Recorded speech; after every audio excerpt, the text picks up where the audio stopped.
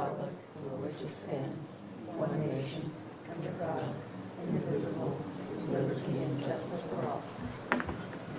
Thank you all. Ms. Blackman, would you call roll, please? Chair Wiscombe? Here. Commissioner Longstreet? Here. Commissioner Cavazos? Here. Commissioner Clark? Commissioner French? Here. Commissioner Heaton? Here. Vice Chair Rincon Ibarra. Great. Thank you very much. Okay. Changes to the agenda. Do you want me to? Chair Wiscombe, if you'd like to go through how you'd like to change the agenda. Okay, thank you. We will take Youth Council report down to ceremonial items, which I don't think we have any of, but all of those will follow the street tree advisory committee items. Okay. In an interest, I know that Mr. Cavazos has to leave early, so we want to make sure we get through the action items on the agenda. Okay. Written communications? No? Okay, so we're moving on to public comment. Any member of the public may address the commission for up to 2 minutes on any subject within the jurisdiction of the commission that is not scheduled for public discussion before the commission. And you all have 2 minutes, and we have several speakers. So if you step up when I call your name, please. Kenneth Locke. Welcome, Mr. Locke.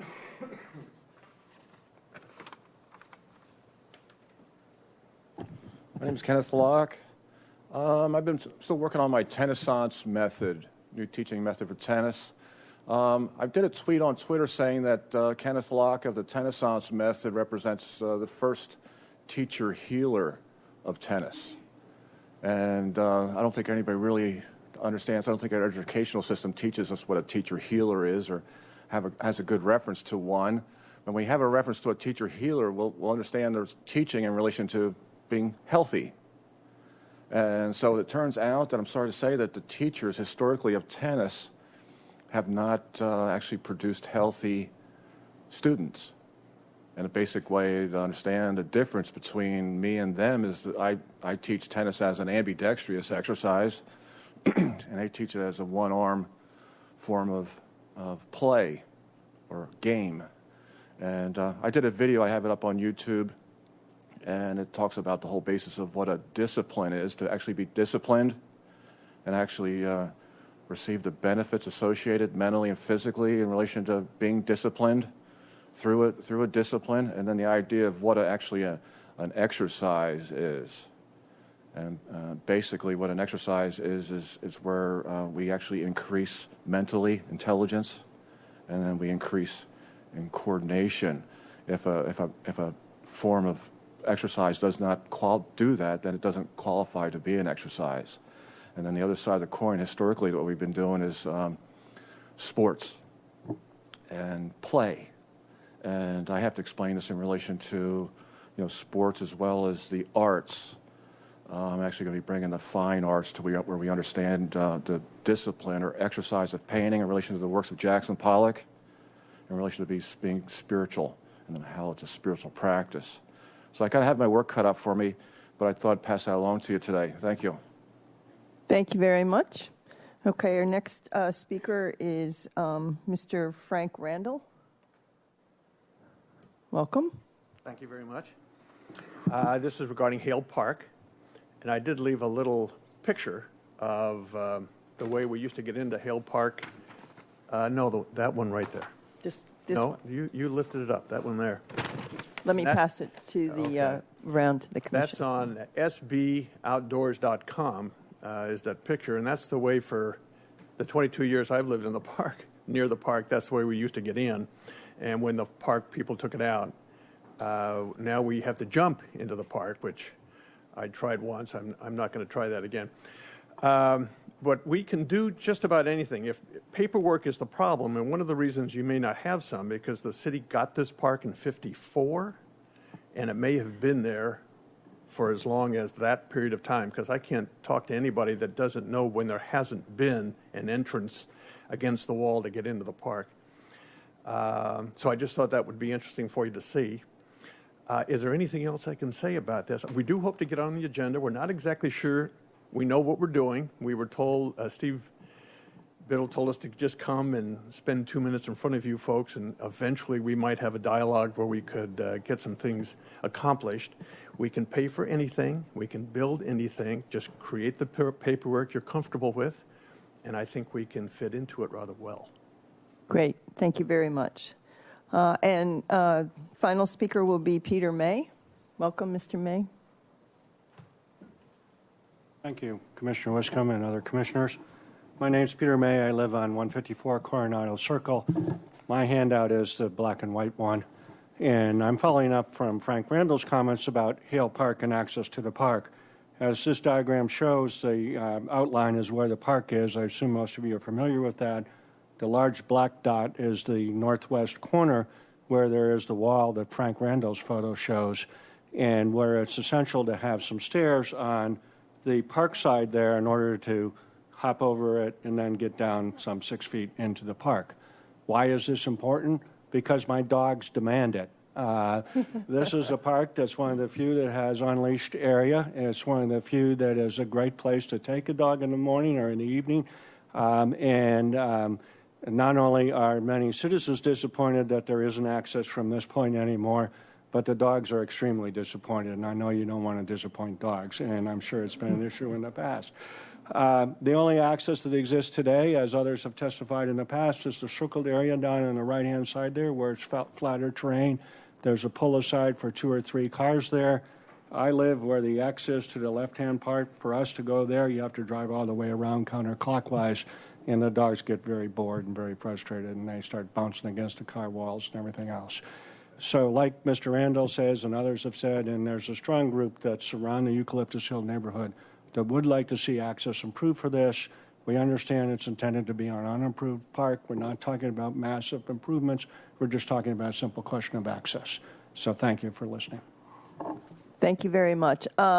Just for the benefit of the steps issue, I know staff is working on it, and you're on public record, and we have your information. So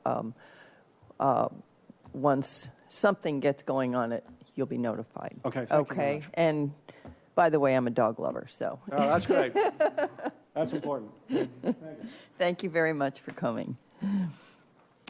Okay, we're moving, that closes public comment, and we're going to move on to the consent calendar. The first agenda item, number 1, is the summary of council actions.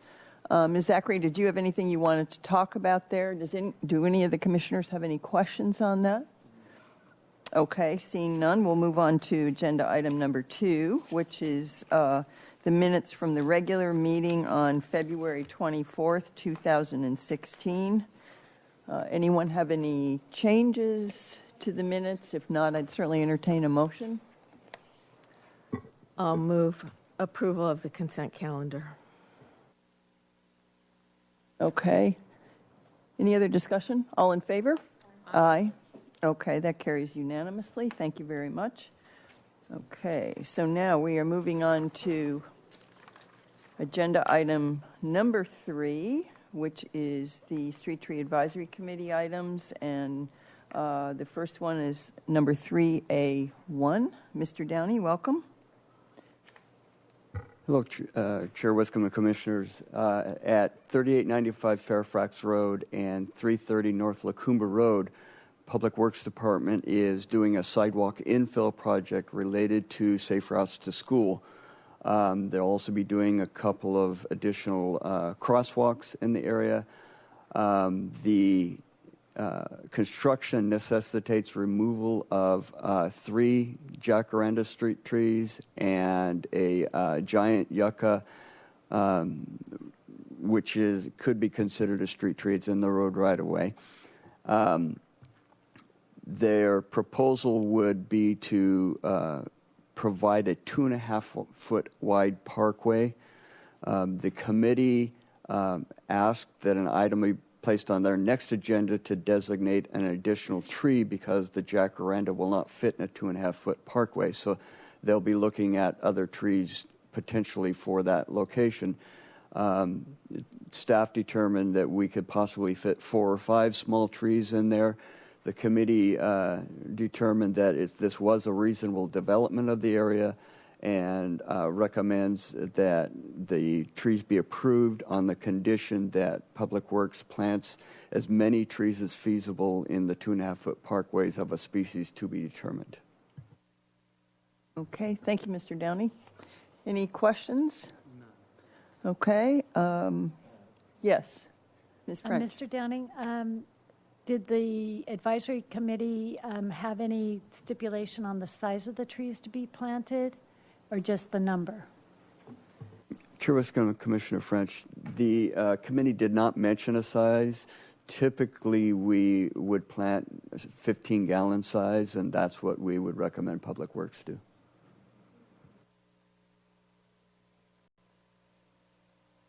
Anyone else? Okay. Anyone want to make a motion?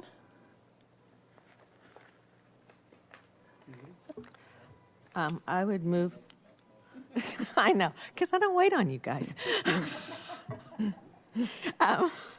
I tried. You did try. I watched. I would make a motion to support the recommendation, the conditional removal of the trees at 3895 Fairfax Road and 330 Lacumba Road, that this meets the findings of good urban forest management. I'll second that motion. Just to mix it up a little bit. Okay. So we have a motion and a second. Any further discussion? All in favor? Aye. Anyone opposed? Okay, that carries unanimously. Thank you. Item 3B1, 216 Santa Rosa Place. Mr. Downey. Chair Wiscombe Commissioners, at 216 Santa Rosa Place, there is a weeping fig tree that used to exist in a pot. The applicant wants to remove the tree because it's crowding the neighboring tree. They want to plant another tree in the main portion of their yard. The committee determined that the applicant did not intend to plant the tree in that location, which is consistent with the considerations in the municipal code. They recommend that the tree be approved for removal. Okay, thank you. Any questions or discussion? Yes, Mr. Cavazos? Are they anticipating putting in another tree, putting a similar tree back in a pot, or are we? Chair Wiscombe and Commissioner Cavazos, the applicant stated that they would be planting a tree in the yard farther away from those adjacent trees, somewhere halfway between those and the city tree that's in the parkway in front of the home. But the stack didn't condition it. No. Yeah. Okay. Anyone else? Okay. Yes, Ms. French? I'd like to make a motion. Yes, thank you. I beat you to it. I'd like to move to agree with the tree removal for 216 Santa Rosa Place, and with the replacement tree in a different location. No? Oh, we don't need to add that condition. So just for the removal of the houseplant that has rooted through the pot. Okay. I think this is a wonderful So one. your motion Yes, is for approving agree, the yeah. removal of the Thank you. Ficus benjamina. Okay. And is there a second? I'll second that. Okay, we have a motion and a second. We're rolling along. Any other discussion? All in favor? Aye. Anyone opposed? Okay, that carries unanimously. Thank you. We are moving on to item 3C1, which is the 1300 block of Portezuelo Avenue. Mr. Downey. Chair Wiscombe and Commissioners, the 1300 block of Portezuelo Avenue is currently designated with the tree on the left photo, which is weeping bottlebrush tree. There was a item before you a couple of months ago that the property owner wanted to remove the street tree and replace with different species of tree than was designated. So they requested that the designation be considered. So that's why this is back before you. The applicant offered up 3 different species that they thought would fit well. The evergreen pear tree, the Chinese pistache, and I'm trying to recall the third one, I'm sorry. Cape chestnut. Cape chestnut, yes. The committee reviewed the site. There are some Chinese pistache that are planted quite near to this block, and they felt that that tree best fit with the consistency of trees in the area. And their recommendation is to approve a co-designation of the Chinese pistache along with the weeping bottlebrush for the 1300 block of Portezuelo Avenue. Thank you, Mr. Downey. Okay, any questions, discussion? Motion? Anyone want to make a motion? I'll make a motion to approve the following designation change of street tree master plan at the 1300 block of Portezuelo to go ahead and accept the Chinese pistache as an alternate tree. I'll second. Okay, so we have a motion and a second. Anyone, any discussion? All in favor? Aye. Aye. Any opposed? Okay, that carries unanimously. Thank you very much. Okay, we're now moving on to item 3C2, the 600 to 800 blocks of Roberto Avenue. Mr. Downey. Chair Wiscombe and Commissioners, the applicant for this request is here, and I believe they're going to want to speak to the item. Yes. The applicant requested a change of designation for the 600 through the 800 blocks of Roberto Avenue. They would like to see the Queen Palm co-designated for all of those blocks, and they requested that the Metrosideros New Zealand Christmas tree be co-designated for the 800 block. The committee evaluated those blocks. They determined that although there are no currently planted African tulip trees in this section, that it was certainly appropriate for the neighborhood. They felt that with the larger parkways, the Queen Palm is more suited for smaller parkways and requires additional maintenance than the other species of trees being considered, and would not be appropriate for the neighborhood. The committee, on a split vote, recommended that the Metrosideros be co-designated for the 800 block, and the Queen Palm be denied for designation in these blocks.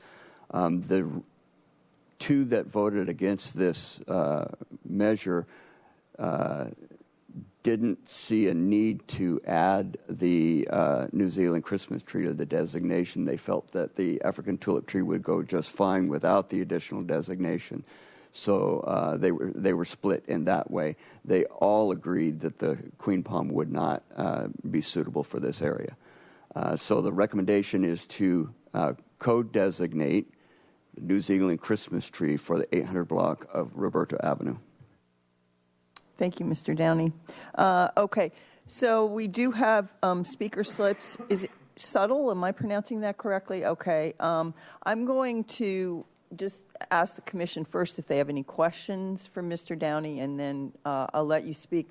Are you thinking you both filled out speaker slips, but I think, Mr. Subtle, you're going to be speaking. 4 minutes give you enough time? Great, thank you. Okay, great. Okay, any questions at this point from the commission before Mr. Subtle speaks? Okay, seeing no questions, please come on up. Welcome. I have some notes of what I'm going to say, and I have some pictures if you wish. I'll leave it to you if you wish to take them. My wife and I are the owners of the property at 808 Roberto. We have presented previously both written and oral recommendations to the STAC. Tim did a good job of explaining the issues. Following up on the split vote, there was a split vote, but I do want to call your attention that the city in 2003, 2004 planted New Zealand Christmas trees in the 800 block. They planted them there, so it should have been a no-brainer. I guess in my mind it probably should have been unanimous because that was the city's decision at that time. But let me address the issues on why we disagree with the STAC. The STAC's stated recommendation, again, as Tim said, was to and this is in their agenda, item 3, attachment 4, the desire to foster neighborhood species. There are no neighborhood species of, African tulip trees anywhere on the 3 blocks of Roberto. But there are 79 queen palms in 21 residents on 3 adjacent streets, Roberto, Juanita, and Margot. 24 on Roberto, 45 on Juanita, and 10 on Margot. The residents in that area like queen palms. It's obvious because they're in their park strips. The STAC, in our opinion, totally ignored what the neighbors wished and went with their own choices. There's 5 really logical reasons why I encourage you to take our recommendations over the STAC. Obviously, the neighborhood likes them. That's the first one. Second is queen palms are very drought tolerant. They use less water, and the STAC's recommendation to address 2 bigger canopy trees will obviously use more water. So in a drought, I don't understand why the STAC would not consider queen palms, which use a little less water. It's kind of inconsistent with what the city is saying right now about encouraging the residents to use less water. Third point is the mass and scale of the African tulip tree. I call your attention to their attachment. That is the African tulip tree. That is the tree that they're proposing to put into park strips. I suggest to you that that tree is too big in mass and scale for the park strips. It's a huge canopy. Utility trucks, garbage trucks, service trucks will bump into that canopy. I've seen it happen in our neighborhood on multiple occasions. I submit that that's not a good tree for the park strips. And since 1992, I've lost 4 trees in my property to strange deaths. 3 of them were in my yard, not the park strip. 2 pepper trees and 1 coral tree magically died within about a year. The 4th tree is a New Zealand Christmas tree that died recently, was taken out. I submit to you, my neighbors don't like large trees. I won't go into what happened, but the trees seem to not live very well in that particular area. And I think this African tulip tree is a little too big for the park strip. By designating the African tulip tree and the New Zealand Christmas tree in the 800 blocks and not considering the queen palms, I think the city is putting itself in a more cost risk and a liability risk situation. If you co-mix some of these trees, you're going to have less of the trees that have both root damage to the streets, the curbs, and obviously the park strips. That's a danger, I guess, in my mind, to residents who walk on all 3 of those items. And they can be issues that cause, sprained ankles, broken bones, maybe even worse if that issue is not considered. I think the city, by co-mixing these trees, reduces both their cost to repair that area and their liability risk associated with those damages. The pictures that I submitted, there's a lot of, as you've seen around the city, I'm sure, a lot of sidewalks that are punched up due to the trees. So in closing, there's really 5 reasons. Let me just summarize again. There's the queen palms are liked by our neighborhood. It's obvious they're in the park strip. The queen palms are definitely more drought tolerant, take less water to keep those trees alive. The African tulip trees are way too big. The queen palms contribute to a cheaper cost risk, and the queen palms contribute to a less liability risk. I encourage you to take our recommendations over the stack. I think these are more logical and makes more sense in the long run. Thank you for your time. Thank you, Mr. Suttle. I appreciate it. Mr. Suttle, thank you very much. Okay, I'm closing public comment on this item, and it's back to the commission for any additional questions or discussion. Ms. French. So, Mr. Downing, can you explain again why the Queen Palm is not recommended in this area? I think you said it in your first explanation, but now I have more context, so that might be helpful to hear it again. Thank you. Chairwoman Commissioner French, I do want to comment briefly on the watering too. Any new tree requires water to establish, and it's insignificant difference between species. They require water to establish. Regarding the queen palms, the other species that are proposed have a maintenance schedule of about 5 to 8 years. The queen palms produce fronds and fruit that have to be pruned off every 18 months to 2 years. So we would be out there much more regularly to prune the queen palms than we would these other species. Regarding the spacing for these trees, the parkways are suitable size for these two species. They grow to a similar size here in Santa Barbara than might be found on the internet, but they are good medium-sized tree that both of which are on the lower end of trees that cause sidewalk and hardscape damage.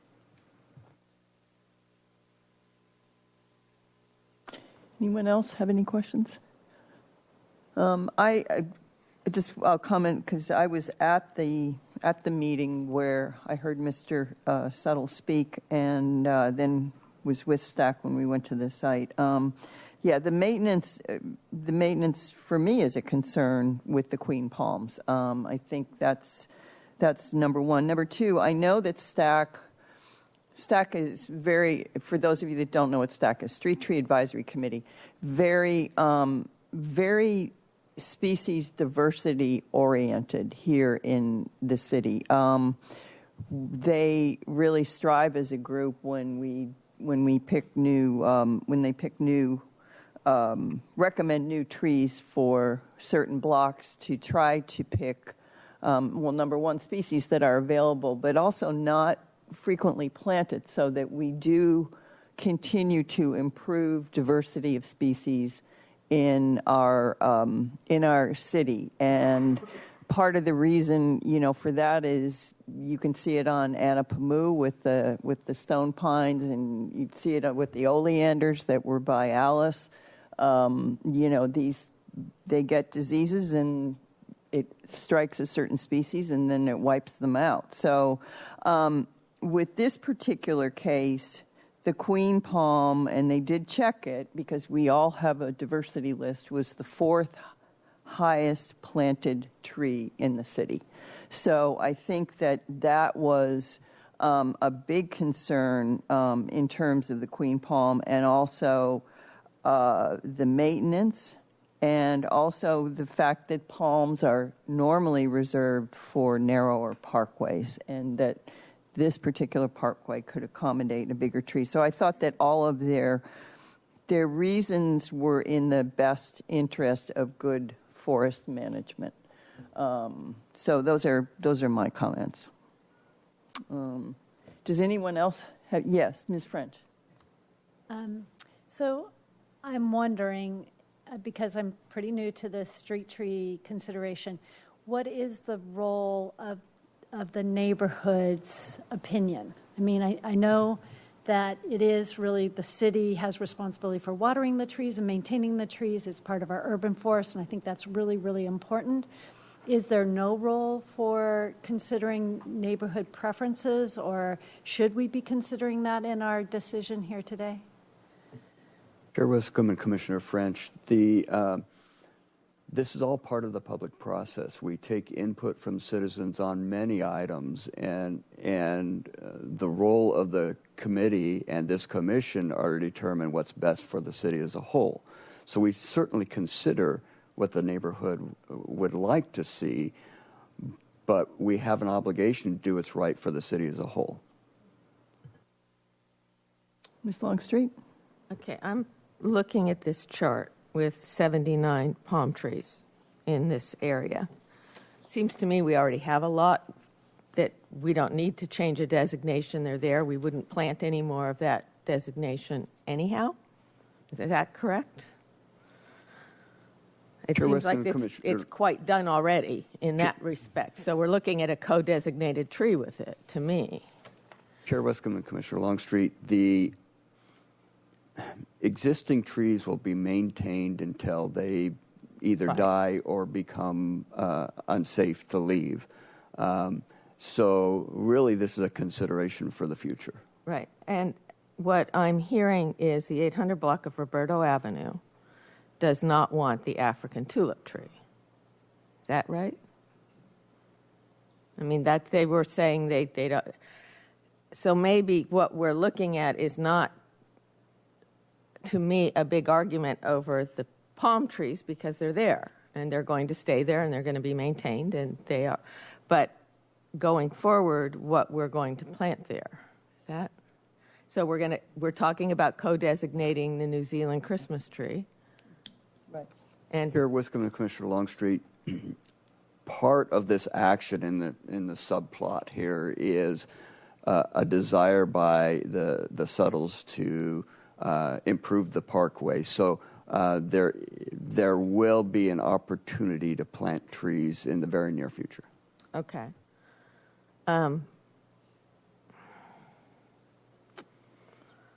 But there are already 12 trees in the 800 block area of Roberto, 12 palm trees, correct? So we already have kind That's of correct. A forest of them already there. Okay, so I would say then this would give an opportunity. The New Zealand Christmas tree is a smaller tree and than the African tulip, so it's providing. I mean, Chair Westcombe, Commissioner Longstreet, these two species in Santa Barbara will grow to be comparable sizes. Because the thing to me is when I look at a street full of palm trees, is you might as well, for the people living there, plant telephone poles. That's what you're driving up the street looking at. And it doesn't provide the things we want for walkability, which is shade, and some of those other things that make a neighborhood a more homey place. So that's my opinion. Okay. Anyone else? Would anyone care to make a motion? Okay. Do you want? Okay. I'll go ahead and move that we co-designate Metrosideros excelsus, the New Zealand Christmas tree, for the 800 block of Roberto Avenue and deny the addition of the Syagris romanzoffiana queen palm for the 600 to 800 blocks of Roberto Avenue. And this is motion is made in the best interest of good forest management within the city. I'll go ahead and second that. 600 to 800. Yeah, well, the co-designation is for the 800 block, and the denial of the queen palm is for the 600 to 800 blocks. Yeah. Okay. The seconder of the motion understood that? Yes. Yes, okay. So we have a motion and a second. Do we have any further discussion? Okay, all in favor? Aye. Aye. Any opposed? You're going to abstain. Okay. Ms. French abstains. Mr. Heaton, did you? Aye. Aye, okay. So the motion passes 5-0-1. Okay. Thank you very much. And any decision here made at the commission, you can discuss it with Mr. Downey, is appealable to City Council. Yeah.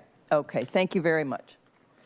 Okay. We are going to now move on back to the Youth Council report.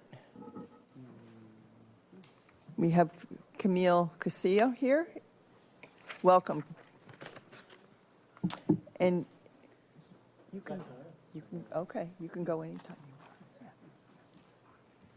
Hello, Madam Chair, members of the Parks and Rec Commission. My name is Camille Costio, and I'm the second vice chair of the Santa Barbara Youth Council.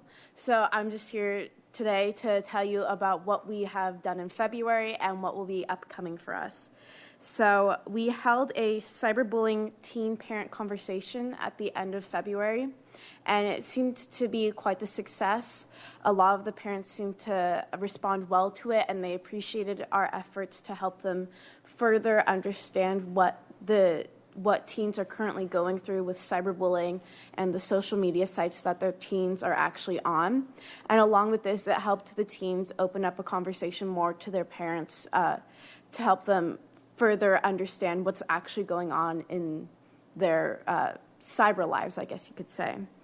And we also we paired with AHA Peace Builders, and we had a speaker from Stand Tall, Cindy Silverman, to help present for the parents.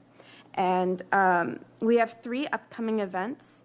We'll be collaborating with CADA's Friday Night Live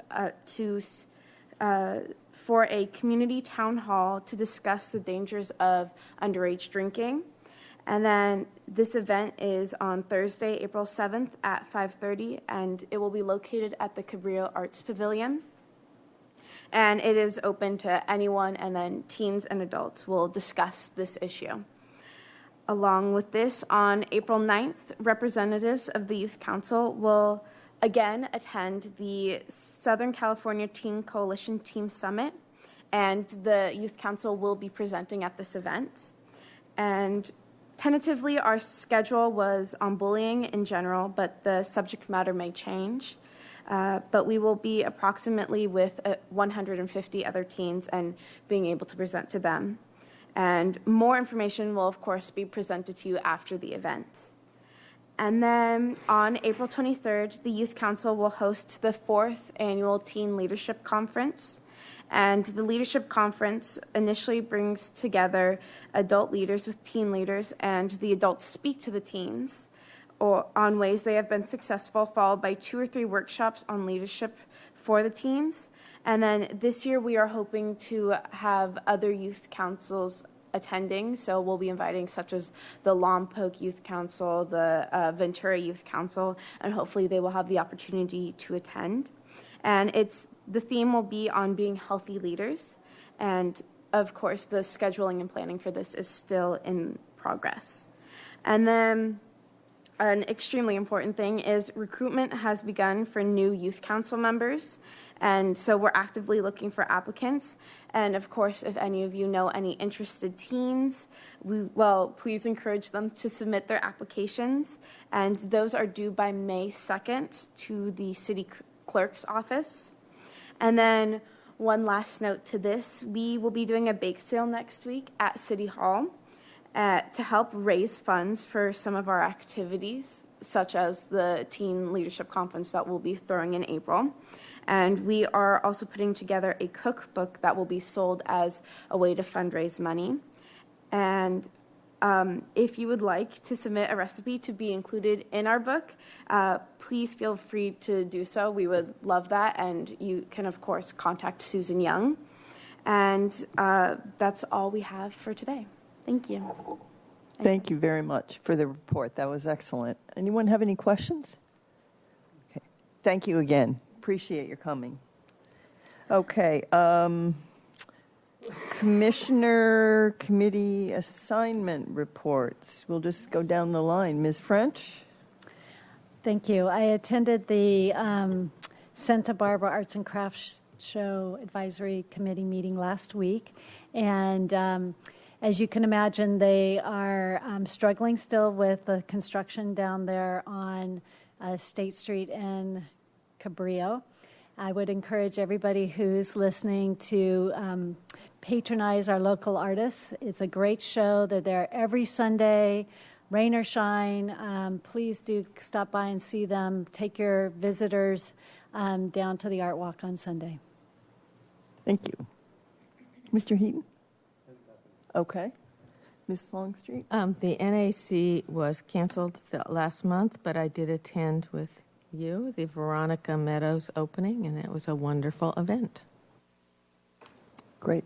Thank you. Mr. Cavazos? Just the Park Foundation. I'm going to do a shameless plug for our Magic on the Urban Wine Trail event coming up on the 17th. Earth Day. Or it's easier to go with Earth Day, so a It wonderful depends event. which Earth Day you use. We have Earth Day weekend here, so. Sunday of the Earth Day weekend. So encourage all to get tickets and attend. Great, thank you. Nothing to report. NAC was canceled. Okay, thank you. Okay, I attended the STAC meeting, and Mr. Downey reported on enforcement cases. No new enforcement cases, that's always good news, and there still remains 3 open cases.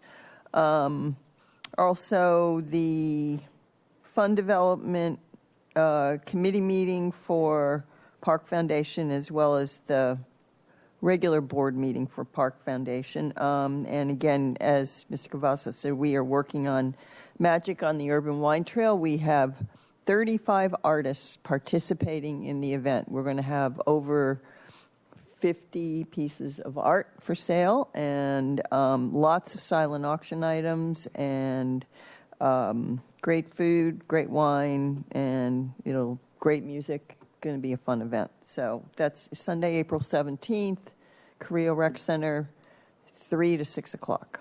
And tickets you can purchase online at parksb.org.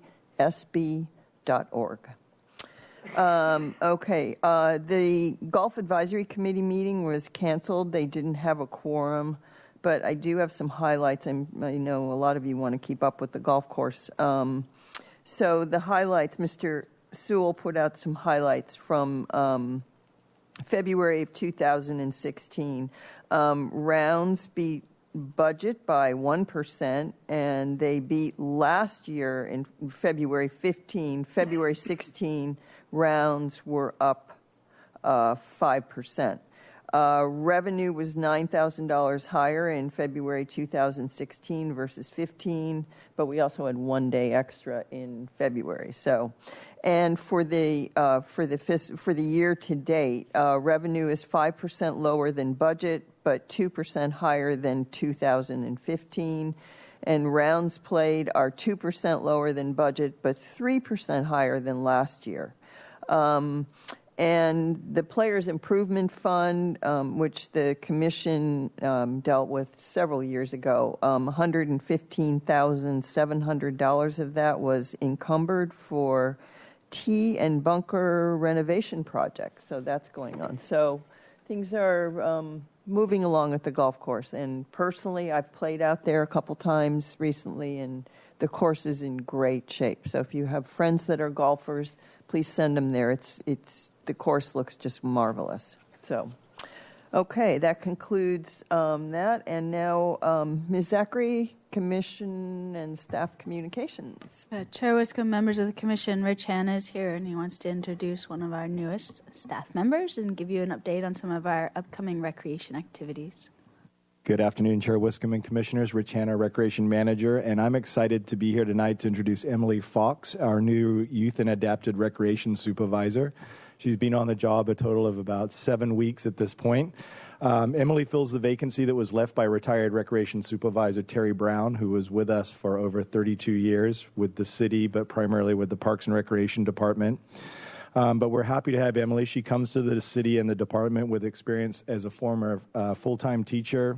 She has recreation experience both in the public and the private sector.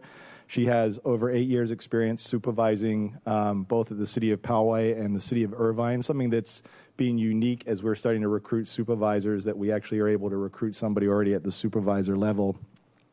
With the City of Poway, she oversaw a community park and community center for performing arts, a skate park, which you can imagine is beneficial here in Santa Barbara, youth, teen, and adult programming. Most recently, she was with the City of Irvine, supervising the Irvine Fine Arts Center and Orange County Great Parks Arts Complex. Once again, developing, implementing, and supervising youth, teen, and adult programming. Both of these positions required Emily to network and with community partners and leverage community resources with school districts. And we have a lot of agreements with Santa Barbara Unified School District and community partners here to deliver a lot of our youth programs. So we thought that was exceptionally beneficial to the department in hiring Emily. She takes over the responsibility of close to a $1.7 million budget in the youth activities. That's the general fund budget with a revenue commitment slightly over $500,000. She also has a separate miscellaneous grants budget that she's responsible for, which is slightly over $317,000. Those services, those funds go towards providing a youth after-school program, both our AOK and our RAP programs, inclusion services, adapted programs, the free summer fun drop-in program, nature camp, and a variety of other summer camps and programs hosted through the youth activities section.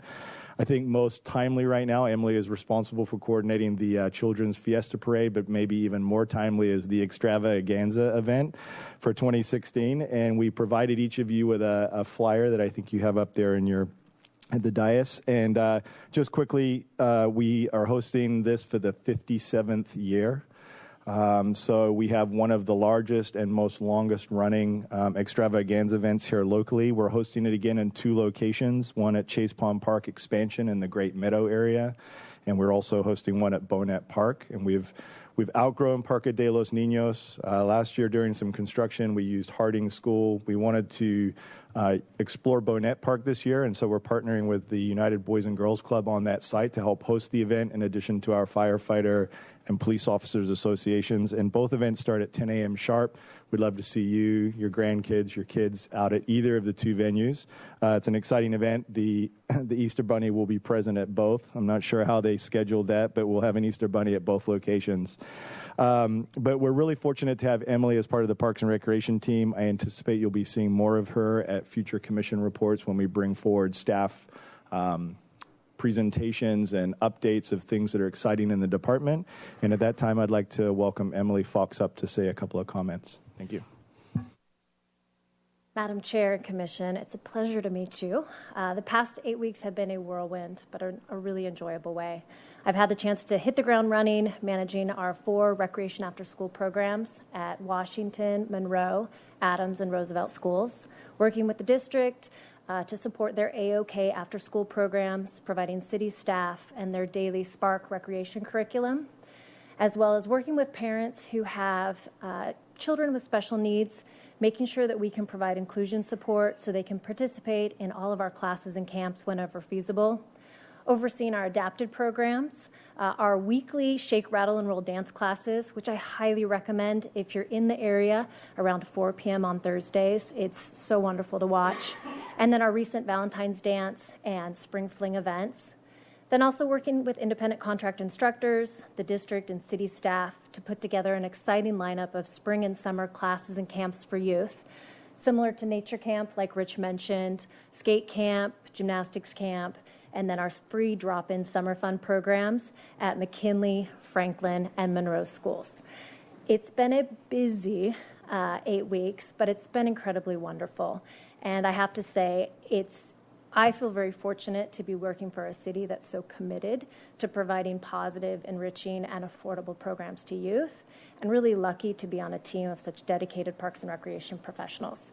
So I look forward to continuing the tradition of providing exceptional youth and adapted programs to the community, and I really appreciate your guidance and support moving forward. So thank you. Thank you very much. Welcome to you. It's great to have you. You have just a wealth of experience, so we're excited to have you here. Thank you very much. Anyone else? Okay. Thank you, Mr. Hanna. Okay. We are now going On to agenda item number 4, which is the capital projects update. Chair Wiscombe, members of the commission, George Thompson is going to do this presentation. He's our new capital projects supervisor. You've seen George before in his role as the Creeks planner, and as you know, he came on board as our supervisor in November. So he's had to hit the ground running too. We have quite a lot going on in our capital program, a number of projects. We wanted to use this opportunity really to give you a status report of a number of things that are underway. And then also wanted to just remind you that when we come back to you in April, we'll be talking about the proposed capital for next year, next fiscal year. So you'll be hearing about capital again in April, but we wanted to give you a sense of everything that's currently underway at this meeting first. Thank you.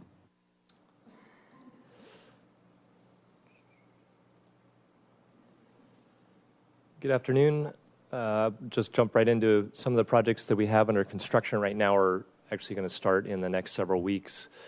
One of the really exciting ones is down at Bonnet Park. We've got a community development block grant that's paying for a large portion of this project, and the most visible change will be new playground equipment. But in addition to that, we're looking at the park as a whole and anticipating future uses and opportunities at the park. This is the existing configuration with the existing playground equipment. On April 12th, we'll have groundbreaking to replace that equipment with this. And one of the notable changes in the layout will be an extension of the pathway down towards relocated picnic benches, and then stepping back from the park, looking at how people enter into the park. If you're familiar with this view looking down into the park, just to your right will be a staircase that is not accessible. We'd be looking at relocating that with a new staircase. And then in that relocation, we would actually have an opportunity to provide a future adult fitness equipment area, similar to some equipment that I'll be talking about in just a moment.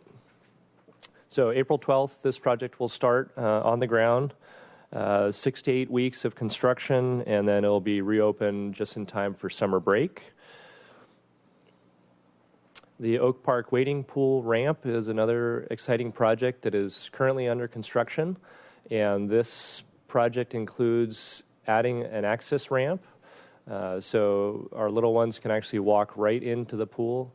We'll also have a larger pool deck, so there'll be more lounge space. We're also looking at adding another emergency exit, which is a requirement. And actually, this picture was taken earlier this week. This morning was the first concrete pour, so if you happen to go by Oak Park, please take a look through the fence. It's exciting to see progress happening there. This project will be complete by mid-May, and the pool will be reopened on a regular date, Saturday, June 11th, in time for the summer season. The Bird Refuge Stretch area, this is a project that is happening along Los Patos Way, right next to the main parking lot there.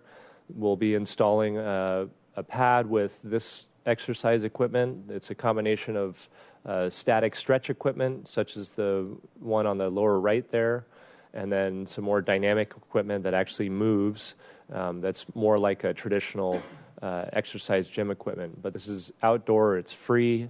It'll be accessible. It'll be a great place to either start or end your run or your circuit walking along the bike path there, the multi-purpose pathway.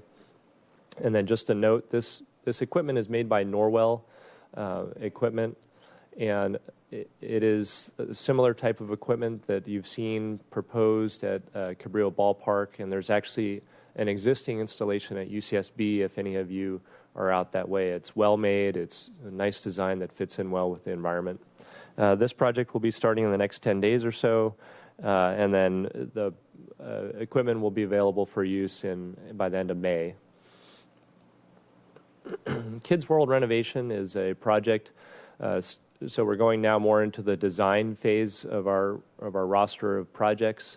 We have a consulting engineer on staff, on contract, Van Sand, that is looking at all of the components of Kids World. The great thing about Kids World is that it's unique. It's not an off-the-shelf product. It's unlike any other playground in the world, and that's, I think, why a lot of people gravitate towards it. It has a unique look. With that unique look, we don't have an off-the-shelf solution to upgrading components that fail over time, to updating code requirements, or making the park accessible. We have to do a custom solution, and so that's what the consulting engineer is doing, providing safety improvements, accessibility improvements to both the park as a whole and individual pieces of equipment. And then the final product will also replace some of these more dynamic play pieces. So in terms of schedule, we're looking at building permits sometime in the fall, and then construction would occur shortly thereafter, and then the park would be reopened April 2017. The Chase Palm Park walkway improvements. So for reference, this is Cabrillo and then Garden Street down here. There's the Carousel building.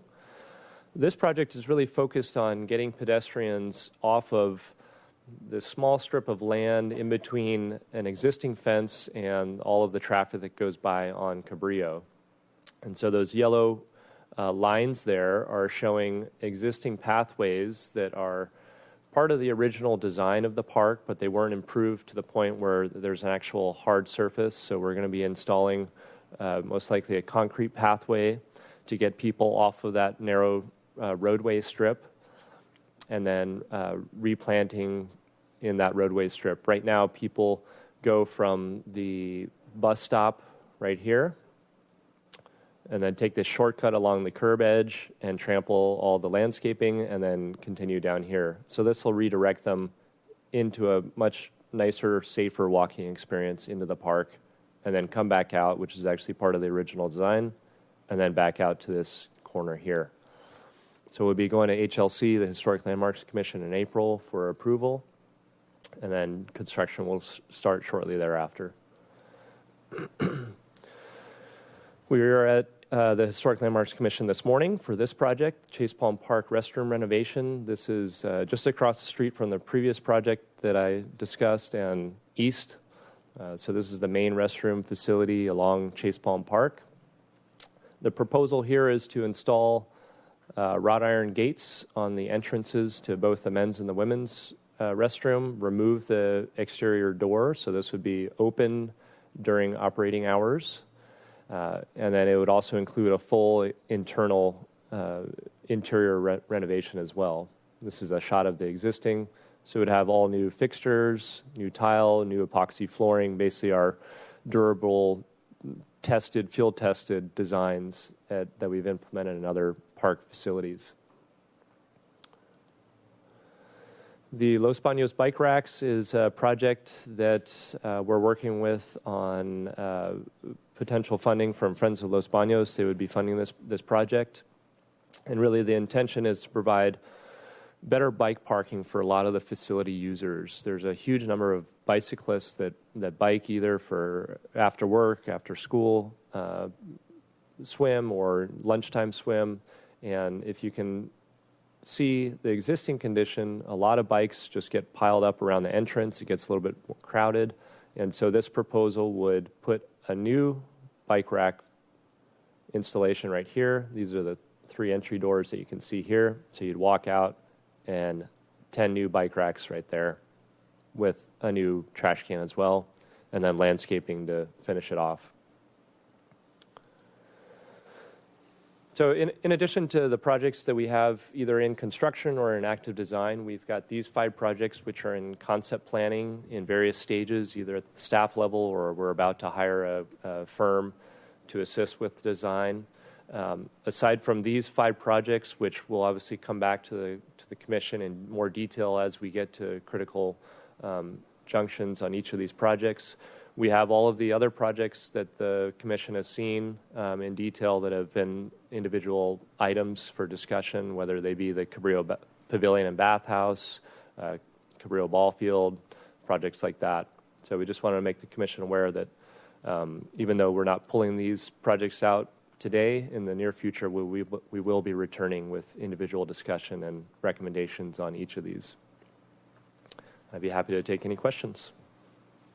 Thank you, Mr. Thompson. Yes, I Ms. did Long? have a question. You said a second emergency exit out of the Oak Park wading pool. Is that just another gate in the fence, or what is? Chair and Commissioner, yes, that is just another gate in the fence. It's a requirement from our Building Safety Division. Okay, thank you. Anyone else have questions or comments? Ms. French? I just want to say it's a really exciting set of projects. I think it's fantastic that you guys are planning ahead and anticipating, listening to the community, budgeting wisely for this process. It takes time for each of these projects to come to fruition, and I really appreciate you coming and keeping us abreast of it's moved from planning now to design, from design. Yeah, so I really do appreciate the presentation. Thank you. Yes. Mr. Thompson, you had mentioned Chase Palm Park walkway improvements. It was originally designed but never installed, I take it? Chair and Commissioner, yes, that is correct. The original approved plans actually show the pathway, and it shows it in decomposed granite, which was not installed for unknown reasons. But the situation on the ground is that it is a pathway. It's basically bare dirt, sometimes mulched, but we would be upgrading it to an accessible walkway to make it more feasible for people to want to take that pathway, get them out of harm's way. And how do you propose directing traffic to that pedestrian traffic? It'd be a combination of landscape boulders, an extension of the existing fencing, and so we would actually be relocating a section of fencing to direct traffic there, and then also some signage. Okay. Thank you. Okay. I echo Ms. French's comments. I think I just had a couple comments here. I'm very pleased with what you're doing at Bonnet and taking into consideration the field use and overuse, we'll call it, and how to plan for field improvements in the future year, and also an adult fitness area. I think that's really exciting. So. And I certainly look forward to seeing the equipment at the bird refuge. That's going to be fun to see. And the Chase Palm Park walkway project, that's absolutely, I think, just great for safety. We you see people taking that curb route all the time. And I also am really excited that you are working on the guidelines for median and parkway landscapes. I think that's going to go a long way to now that Parks Department has responsibility for that. That's really going to help us out, and I think also. Considering the drought that we're in and, the fact that we will have other drought cycles, I think that's going to be a very valuable document moving forward and a document that really, when we implement some of the guidelines, will be something that serves our community really well. So thank you very much for your report. And we look forward to some ribbon cuttings. Okay. Okay. Anyone else? Okay, we're moving on then to agenda item number 5, which is the 2016 Summer Camp Marketing and Registration Review. We have Mr. Hanna and Ms. Case. Chair Wiscombe, we have 2 staff members. I think they're co-presenting. And thankfully, this Summer's second opportunity to present to the commission. She plays a critical role in our marketing efforts for the department, and I thought it'd be really important for you to learn more about how we've been approaching outreach for recreation programs. Hopefully, she's not as. Oh, please. Oh, then we have to think of hard questions. Yeah, you said that last time. Chair Wiscombe and Commissioners, I will add that some of the material that Summers gets is probably very terrifying from supervisors, but she really turns it around and makes it look really fantastic for the department. So it's refreshing to be here a little bit outside of the budget cycle just to give you an update on the 2016 summer camp marketing and registration process. This is something that the department takes a lot of pride in each year. I think this year is a year that we really want to highlight some things that we've implemented that have worked well, and then towards the end of this presentation, I'll talk a little bit about things we've already identified through this process that we're looking to implement in next year's marketing campaign and strategy. As you know, Summer's Case is our marketing coordinator. She's going to go ahead and co-present with me today. She really is the person that takes these rough ideas from supervisors and ideas and suggestions and makes them a reality. She coaches staff to create functional systems and then makes the department shine with the product that she puts out for the community. Summers will get more into the specific targeted marketing campaign as we move through this presentation and some of the strategy that led to these dynamic marketing materials. One more. All right, so I just want to give you a quick overview of the process tonight. And really, every year we go in and we analyze the existing material. We look at developing programming. We really need to stay fluid and dynamic in what we're offering to the community. Based on that, we go through and we develop a marketing strategy, which is really led by Summers and the marketing team. We launch that marketing campaign, and we really have an overall goal of enhancing the registration process and experience, and then at the end is just really implementing that marketing plan. Before we go off this slide, I just want to talk a little bit about enhancing the registration experience. You know, we're always looking for ways to make the process as simple and straightforward for the consumer, which is our clients, which is our parents, you know, and families that participate in our activities. We're always looking at new ways to take technology that's available that may not have been available the year before and implement that into our strategy. And at future commission meeting, you'll be receiving a presentation from the business manager, Mark Sewell, and some of the recreation staff. We have a project that's underway, and I don't want to steal his thunder because I will hear about it later, called Project Sunrise. And it's a project where we're really looking to replace our class registrations equipment, our technology, and our software, which we've had for almost 20 years. It's no longer going to be supported, so we're in this process of starting to transition into what will the new technology look like. But what's exciting about that project is a lot of the things we're looking at now and a lot more opportunities will be available to staff to continue to enhance our registration experience for the consumer and for the community. So things that you're seeing today are things that are available to us right now, and then with this new marketing software that's going to come out when class sunsets, excuse the pun, will actually really improve our experience for the consumer and the client. So just a quick workflow, and I think this has come up at previous commission meetings, but essentially we go through a 6-step process every year. We really go back and we evaluate the previous summer's programming.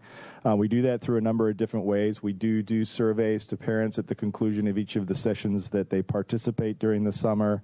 We look at recommendations they have. Some things we implement during the summer, so it's a fluid process. Obviously, if it's a safety concern, that's addressed immediately. But we look at what their recommendations are, what their experiences are, and we look to build on those things. And I would add that some of the programs you're going to see that we're looking to implement this year came out of evaluations that parents had submitted, and staff have finally got to a point where we feel like we can administer those and implement them in the community. We also do a lot of time of looking at the key data from the previous years. We look at what camps were successful.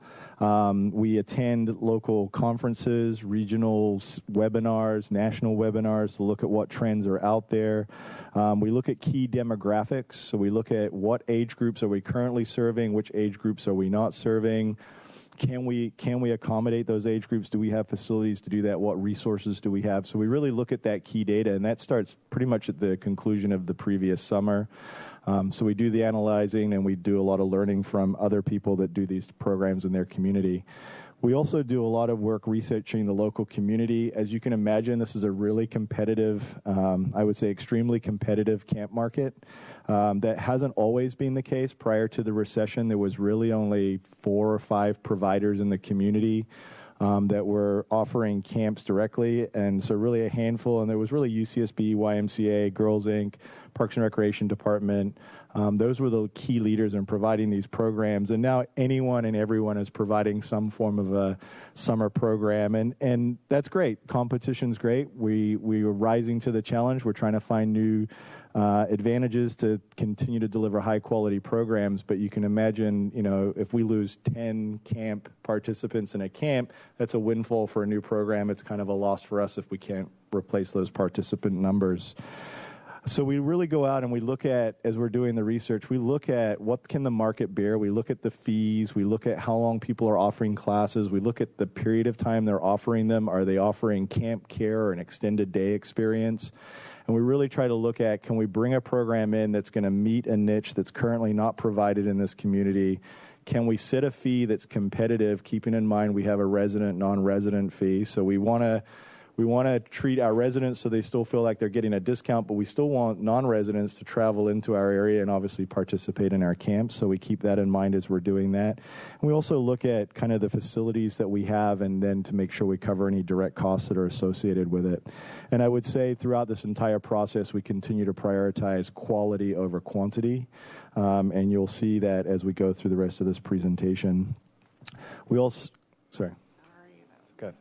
We also look at just developing new programs and expanding existing programs. If something's successful, we want to capitalize on that. We also are conscientious of if we take 6 camp sessions and we make 10, are we going to get 4 more sessions full of more participants because it's that successful? Or is it just we're going to have the same number of participants with more choices over a 10-week opportunity? So we do definitely look at those types of things as we develop our program. No, just go ahead. So just as it relates to program development for this year, just to give you some information, we produced 30 unique camps and swim lesson programs that reflects 300 camp or lesson sessions. So we have 30 unique individual camp offerings which produce over 300 sessions of activities in a typical 10-week summer. When we looked at the 2015 summer camp issue of the Santa Barbara Independent, there were 169 individual camp programs listed in there. So Parks and Recreation make up about 18% of what's being currently provided or offered within the community. And I would say that really expands from Carpinteria out towards UCSB. So you can see how the market has shifted and kind of where we're really focusing our energy and doing things differently. Some of the exciting things going forward and some of the information we've gleaned through analysis is we're adding a Tiny Timbers program this year, which is a smaller version of Nature Camp. For those of you that are not familiar, Nature Camp is an extremely popular program. It runs 5 2-week sessions. It's very unique and extremely well received by parents and former staff members that now have their kids or their grandkids in this program. So we wanted to capitalize on that. So the Tiny Timbers is actually this year is going to have a 4 to 6-year-old age bracket. We're going to run it at Stevens Park, capitalize on a city park that we have. We'll be using transportation similar to Nature Camp, but we'll schedule activities in the morning for Tiny Timbers and traveling excursions in the afternoon. And we shifted the Nature Camp age bracket from 7 to 11 because we were getting a lot of kids that wanted to continue on with their experience in Nature Camp, but just weren't old enough to become a junior counselor. And then the hope is they'll eventually become a staff person. So that's new for us this year.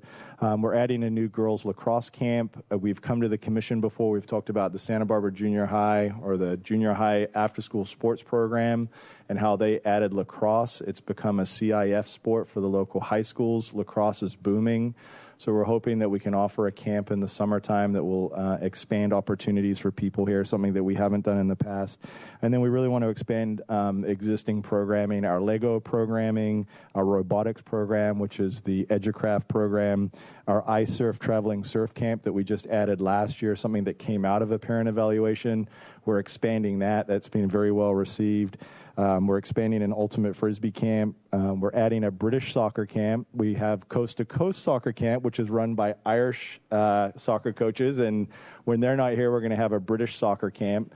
One of the things we learned last year from parent evaluations, which I found interesting, was we've always hosted the program at Dwight Murphy, and there had been some challenges with parking and some of the restroom experiences at that park. So we moved it to Mackenzie Park, and participation grew by 140 participants. So just something that we deal with in everyday life of delivering these programs in the community. We shifted locations, and it just took off. And we probably were considering, eliminating it 2 years ago and coming up with a new soccer program. So at this point, I'm going to turn it over to Summers to take you through some of the marketing analysis and strategies we implemented this year, and then I'll come back at the end to answer any questions. Summers. Hi, Chair Wiscombe, Commissioners. Thank you for letting me come talk to you about summer camp marketing. So when we developed our marketing strategy this year, these are the steps that we took. We did an in-depth customer analysis. So we wanted to know who's enrolling in our camps. Where do they live? How likely are they to enroll in more than one camp session? How many more? Which age group is the most popular? And is that because there are more, say, 11-year-olds going to camp in Santa Barbara, or is that because we offer more camps for 11-year-olds? The same thing with boys versus girls, sports versus education camps, full day versus half day, all kinds of things. So we look at what the past 5 years numbers tell us about our customers. And then what do our customers themselves tell us about their needs in our post-summer camp surveys? And how can we use this data to inform our program development, which Rich just took you through? We also review new marketing trends and strategies. So here, while we don't want to discount any form of marketing that helps us reach our customers, so print, maybe some people think it's old-fashioned, but we don't. We just sort of what works. But this year, we basically mean digital marketing. We really went for it with the digital marketing this year. Web and mobile, particularly mobile. Since the majority of emails are now opened on mobile devices and people are on their phones all the time, we wanted our information to be available that way. We moved to a new email marketing platform and designed our own mobile-friendly email templates. We redesigned everything in our graphic design portfolio, moving away from just a PDF version of a print activity guide that we used to have to a PDF really designed for reading on screen and much more interactive. We started shortening our Facebook posts and overall assuming that when people find us, they're finding us on their phones and tablets.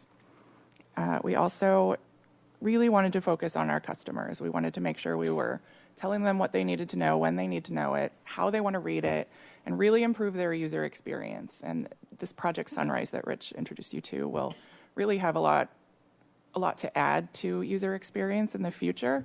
But since this is maybe our last summer camp season without a new system that's, maybe not as functional in terms of modern technology, we had to come up with some Band-Aid measures this year to sort of fill in those gaps.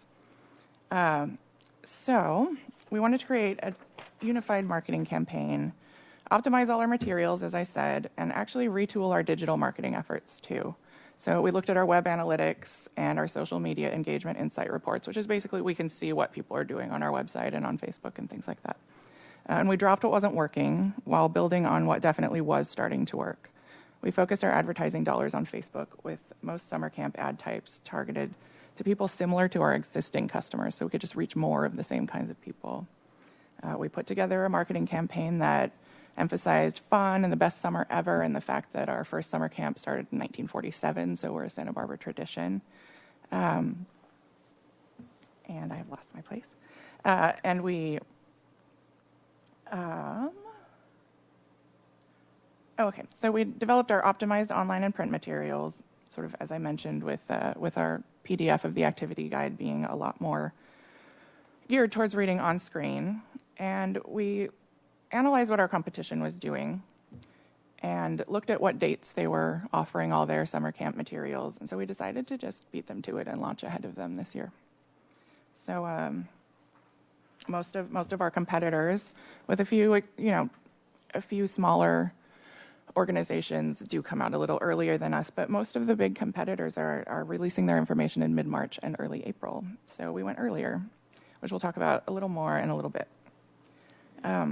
So our marketing mix. So if you think of our marketing strategy as a map showing you where you want to go, the marketing mix is the car that would get you there.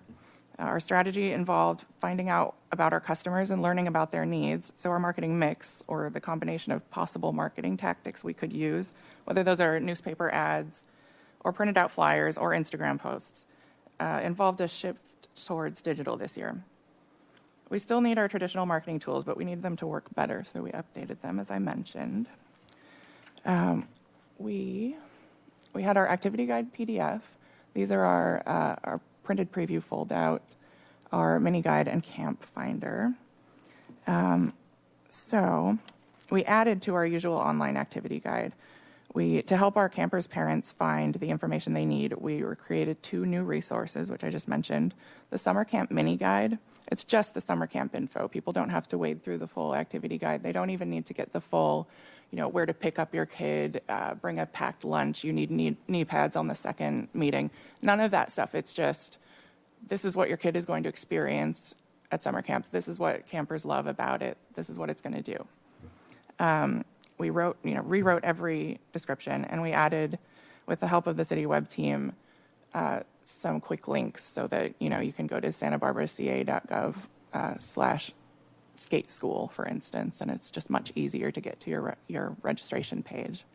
And the camp finder, which is something we created in response to directly to customer requests. For instance, we have people come in all the time who want to find a camp for a 4-year-old, and we didn't have our materials organized for that. We had it by topic or by whether it's full day or half day. So we put together this camp finder document, which helps parents quickly find a summer camp based on their child's age. And then this is our Facebook efforts. We used Facebook to reach locals who matched our target markets. And our posts saw far more engagement this year. Comments, likes, and shares, which are good indicators of interest in a post and whether the information is useful. We used a Facebook event this year, which we hadn't done in the past, to remind interested locals to register for summer camp on launch day. So they join the event and it goes right into their calendar, pops up the day before. Facebook was also a great way to provide customer service this year, which you can see up sort of on the top right, if you can read it from there. We received more questions about summer camp this year through Facebook, and we were able, as a team with me sort of answering directly, we were able to help community members find the right summer camp fit for their children, which was a big deal for us, just being able to help in yet another way. So just to go through this quickly, these are just a few examples of what we've been doing. Our mini guide there, it's our mini guide featured in an Instagram post. Instagram is something we haven't used a lot of in the past, and we don't have a lot of followers yet, but we're getting there. Twitter. And then what I mentioned before, for email, we moved our email communications to a new, more functional email marketing service called MailChimp. And we designed, you can see on the left, very simple email template layouts, which are really meant to be read on phones. You can see at the top of the left-hand image that the buttons at the top, we have easy buttons to click on, so there's no frustration trying to get your finger to click on a tiny little link and get to the registration. You want to be able to do it fast. And then in the sort of magenta circle there, you can see those quick links. So parents can just, click on an online document link, or in our print materials, they can just read the link and then type it in later. For the city website, we worked with the city web team to add a more dynamic homepage to the department section of the City of Santa Barbara website. We used this news-based, sort of almost blog-like homepage to release our summer camp information so that customers searching the city website could find what they need quickly. So this is our digital marketing portfolio. To pull it all together for you, or in case you'd like to follow us yourselves, these are our current online presences, sort of in order of, at the top, sort of how many followers they have. We have our Facebook, our Twitter, our Instagram now, our Parks and Rec News email list, which we manage through MailChimp, as I mentioned. And in the magenta box there, that's our homepage, santabarbaraca.gov /parksandrec, where if you go there now, if you're watching at home, you can find links to our other social media pages. So to take you through how this actually played out. As I said, we launched earlier this year. Our timeline, we started social media awareness raising in early January. It was often just me posting about how I was working on the activity guide. We started sending our marketing emails in late January, And we did actually a little bit of a couple days early sneak preview launch of the mini guide. The mini guide was sort of something that was not initially planned in the fall when we were figuring out what we were going to do for our marketing mix, and it came together in response to sort of later ad customer requests. So we did that February 13th. Our activity guide went live on February 15th, and registration started March 1st at 9 a.m. So I'm happy to tell you that the hard work we did and the decisions we made to just go for it with our digital marketing have really paid off, and they paid off right away in the first week, on the first day even. March 1st was the most successful registration launch the department has ever seen. So we used a lot of data to sort of figure out what was going on and know early on that day whether we were doing well enough. So these are some of our social media reports. So we increased awareness this year. The activity guide last year in the first week only got 153 views. This year it got 394, so that's a big increase for us. We increased our registrations, and by registrations we mean an individual camp session that's being registered, like a child in one camp session. So 2015 in the first week we had 697. 2016, 909, so we're up 30%. Increased revenue as well, up 14% there. Can I ask, when someone registers online for a class, can they register for 4 or 5, or are they? They can. Do we ever put limits on them? We don't, do we? We don't put limits on them, so they can register for everything all at once if they want to, and a lot of parents do that. So, do you hear any complaints about people who aren't able to get in and register?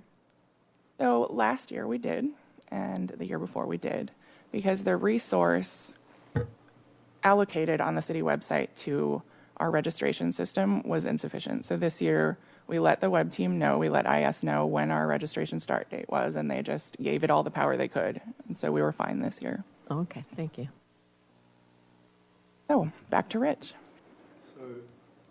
So back to my earlier comment, you see that we do a lot of rough analysis, and here's where we want to get, and you can see what type of product that Summers delivers for us in this community.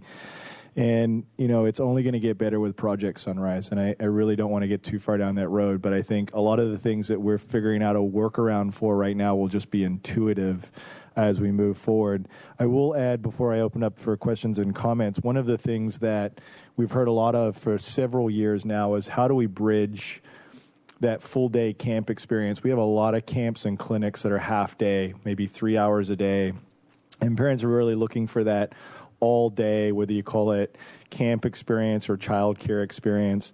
And so we're going to be exploring, looking at our resources, how many vehicles do we have, what facilities do we have, how many staff do we need, can we provide that extended day experience for not only our full day camps, but also a lot of our half day clinics and sessions, but also accommodate where somebody might sign up for a program, let's say beach volleyball, that goes from 9 to noon. They've got an early drop off.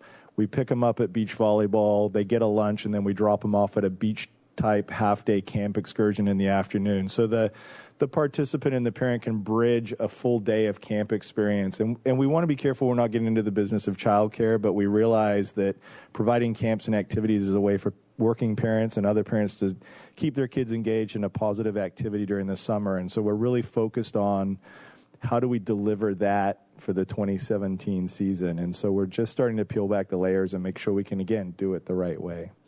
And so with that, both Summers and I would entertain any questions or comments you might have. Thank you to both of you for the excellent presentation. It was great. Questions or comments, Ms. Today.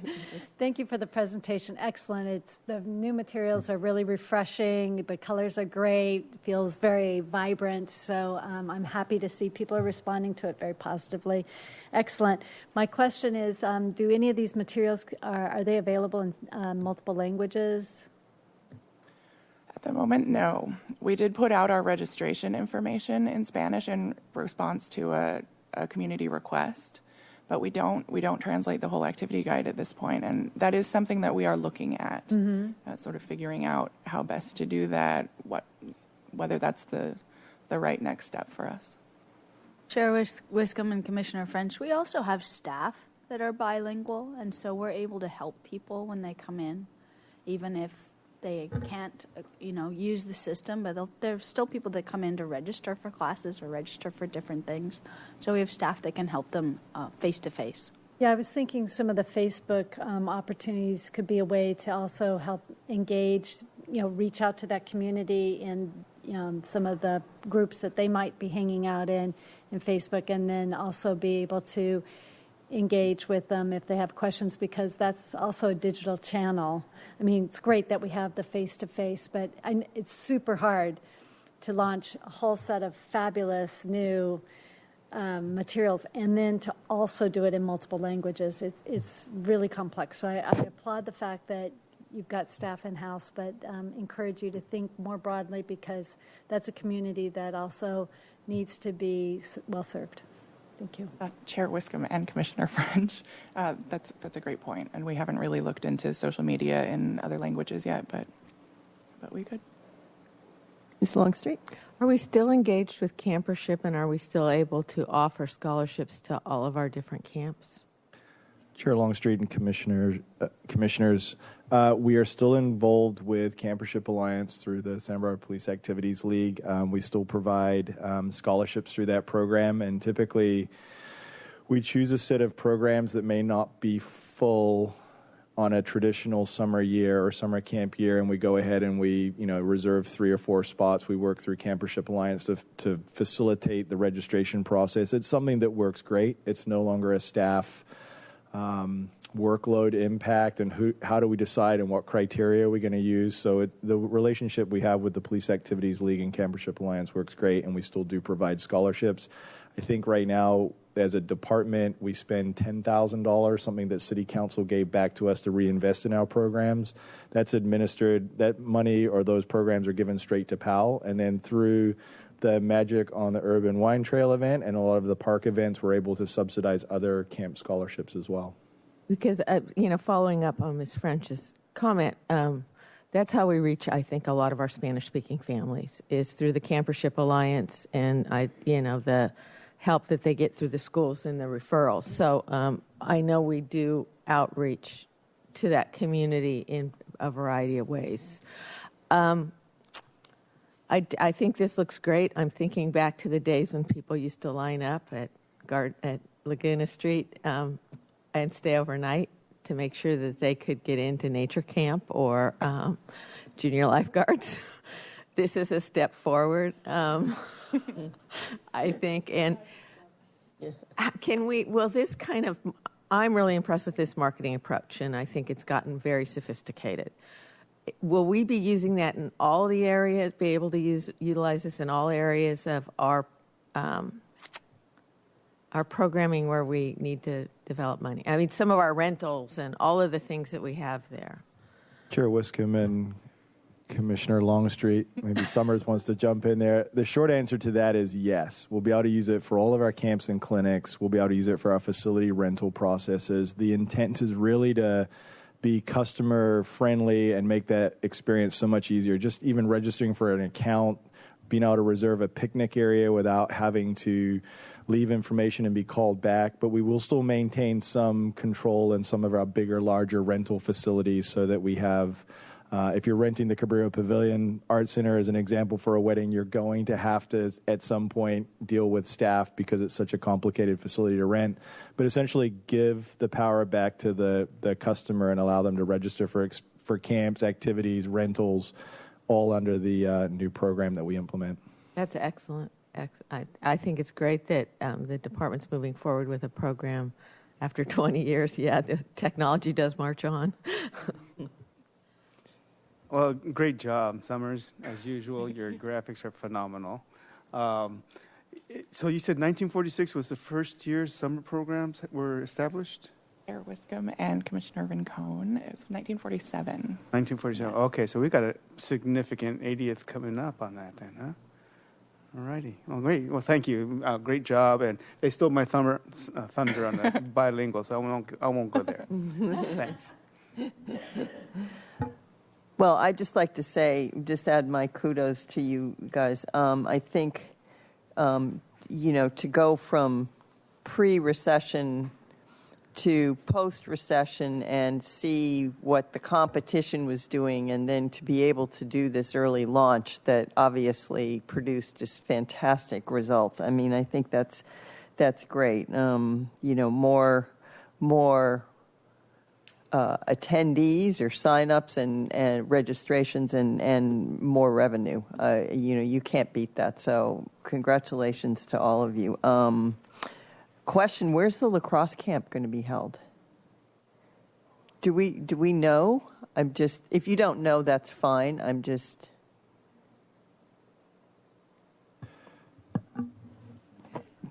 Oh, did I ask the wrong question? Wiscombe and commissioners, we're not sure. Okay, that's fine. You don't need to answer the We question. will look it up, and we might have an answer for you here any second. Summers is working on that. No, that's okay. I'm just an ex-lacrosse player, so I was kind of interested since it's, I had no idea the women's sport has come a long way. So that's great because it was always big on the East Coast. So let's see. I just think you guys have done a great job. I don't have anything else to say. I love the online camp finder. I love the graphics. Tiny Timbers is cool. That's a program I'd love if my grandkids lived here. My twin grandsons, I'd love to sign them up for that since they're 4.5. But so congratulations to all of you. Thank you, Summers. You did a great job at the presentation, and thank you, Rich, as always. Great job. Thank you very much. And I will comment that the lacrosse camp is going to take place at Mackenzie Park on one of our fields there, probably much to the chagrin of the Parks Department by how much we're using that field pre-Fiesta. But we'll have a lot of our soccer clinics and the lacrosse camp up there at Mackenzie Park. Great. Okay. Thank you very much. Okay. Without any further business, this meeting is adjourned. Thank you all.